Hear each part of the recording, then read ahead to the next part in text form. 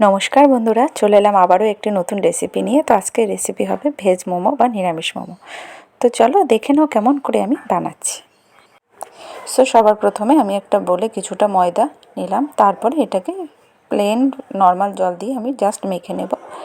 তো অল্প অল্প করে জলটা দিতে হবে, বেশি জল দিলে অনেকটা ঠিকঠাক হবে না আর কি, ওই জন্য।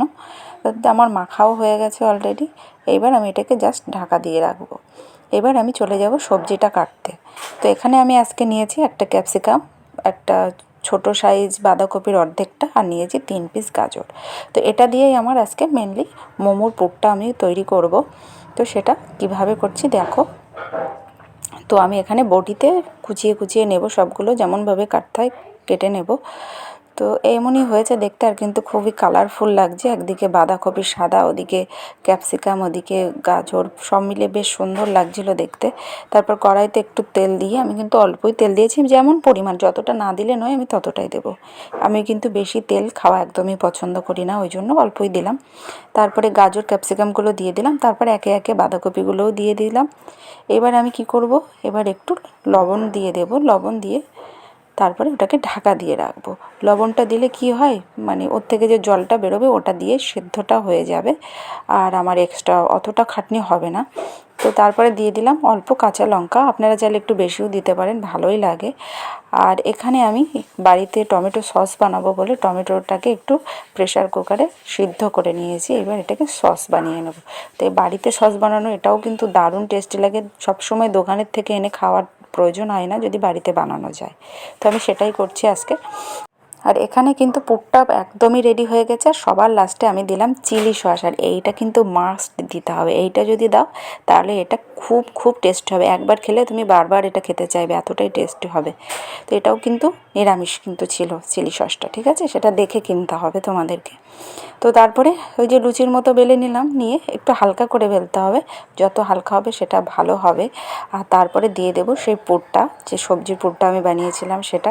তবে এখানে একটা কথা, তোমরা যতটা পরিমাণ খাবে সেই অনুযায়ী কিন্তু পুরটা রেডি করো, অনেকটাই বেশি পুর লাগে কিন্তু এটা করতে, হ্যাঁ। তো যতটা পরিমাণ খাবে তত পরিমাণ কিন্তু তোমাকে সবজিটা বানিয়ে নিতে হবে। তো এরকম করে পুটলি পুটলি বানিয়ে নিলাম। তোমরা জানো নিশ্চয়ই কেমন করে বানাতে হয় মোমো। তো তেমনই সব বানিয়ে নিলাম, কিছুটা লম্বাটে তৈরি করে নিয়েছি। তারপরে বাড়িতে এরকম সবারই এরকম থাকে থালা, ছিদ্রযুক্ত থালা, সেটার ওপরে আমি একটু তেল মাখিয়ে নিলাম, না হলে পরে উঠতে চাইবে না, তার জন্য। তারপরে মোমোগুলোকে সাজিয়ে দেব। দিয়ে আবার কি করব, মোমোগুলোর গায়ে আবার একটু একটু করে, দুটো মোমোর যখন এক জায়গায় জয়েন্ট হচ্ছে না, তখন একটু গায়ে লেগে যায়, ওই জন্য একটু একটু করে তেল দিয়ে দিলাম, তাহলে আর ওঠাতে পরে সমস্যা হবে না। তো এটা কিন্তু মাস্ট করতে হবে, নাহলে কিন্তু পরে জোড়া লেগে যাবে, উঠতে চাইবে না।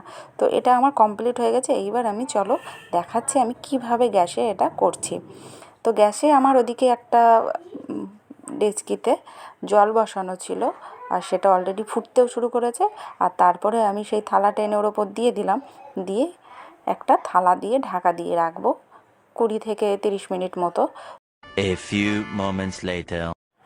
আমি কিন্তু চলে এসেছি এবার দেখতে যে কেমন হয়েছে। তো তোমরা দেখতেই পাচ্ছ এখনও কিন্তু ধোঁয়া উঠছে। তোমরা আশেপাশে খেয়াল করলে বুঝতে পারবে যে একটা ধোঁয়া উঠছে। তো এখনও পর্যন্ত গরম আছে, আমি হাত দিতে পারবো কি না জানি না, হাতে কিন্তু প্রায় ছ্যাঁকা লাগছেও বলতে পারো, এতটাই গরম। আর এটা কিন্তু অলরেডি তৈরিও হয়ে গেছে। তো চলো এবার আমি সার্ভ করে দিই। আর সত্যি কথা বলতে, মোমো যদি গরম গরম না খাওয়া হয়, মোমোর কিন্তু টেস্ট কিন্তু বোঝাই যায় না। ঠান্ডা হলে কিন্তু একদমই ভালো লাগে না। তাই যত গরম গরম এটা খাওয়া যাবে তত ভালো লাগবে। আর এখানে যে সসটা বানিয়ে নিয়েছিলাম সেটাও কিন্তু খুব সুন্দর হয়েছে, টেস্টিও হয়েছে। তো দারুণ লেগেছিলো খেতে, সব মিলিয়ে মোমোটা বলো আর চাটনি বলো, দুর্দান্ত লেগেছিলো। বাড়িতেও যে এত সুন্দর বানানো যায়, আর সেটা না খেলে বা না তৈরি করবে তোমরা বুঝতেই পারবে না। তো যাই হোক, আমার এটাই মনে হয় আমি যদি বাড়িতে তৈরি করতে পারি, আমি দোকান থেকে খাবো না। কেন বলো তো? বাড়ি থেকে বানালে সেটা আরও হেলদি হয়, আর সেটা শরীরের পক্ষেও খুব একটা খারাপ হয় না। তো দোকান থেকে কিনলে কি হয়, টাকাটাও তো বেশি বেশি পরিমাণে যায়, আর সেই টাকায় তুমি বাড়িতে আরও ভালো অনেকে সবাই মিলে মজা করে খেতে পারবে। দোকানে যেটা তুমি খাচ্ছ সেই টাকা দিয়ে বাড়িতে আরও অনেকে মিলে খেতে পারবে, এটাই কিন্তু আসল লাভ। আর সত্যি বলছি, বাড়িতে খাওয়াটা খুবই ভালো। সবসময় বাড়িতে ট্রাই করা উচিত কোন জিনিসটা কেমনভাবে করা যায়, আর সেইভাবে খাওয়াটাই ভালো শরীরের পক্ষে। যাই হোক, এরকম নিত্য নতুন রেসিপি বা ভিডিও দেখতে তোমরা অবশ্যই আমার চ্যানেলটাকে সাবস্ক্রাইব করো, আর কেমন লাগলো অবশ্যই জানিও। আর আমি যে টিপসগুলো দিলাম সেগুলোও কেমন লাগলো অবশ্যই বলো। তো দেখা হচ্ছে আবার নতুন নতুন কোনো রেসিপিতে। আমি চেষ্টা করি কিছু নিরামিষ রেসিপি দেওয়ার জন্য, তো সেটাই চেষ্টা করে যাব। তো তোমরা পাশে থেকো, এইটুকুনি তোমাদের কাছে আমার আবদার, তোমরা ভালোবাসা দিও, পাশে থেকো। তো দেখা হচ্ছে আবার নতুন নতুন কোনো রেসিপিতে। তোমরা ভালো থেকো, সুস্থ থেকো, এটাই কামনা করি। আর হ্যাঁ, অবশ্যই বাড়িতে কিন্তু ট্রাই করো। বাড়িতে যদি ট্রাই না করো তাহলে বুঝতে পারবে না যে আমি কতটা কি বললাম, তাই না? তো বাড়িতে অবশ্যই ট্রাই করো। বাই, টাটা, দেখা হচ্ছে নেক্সট কোনো রেসিপিতে।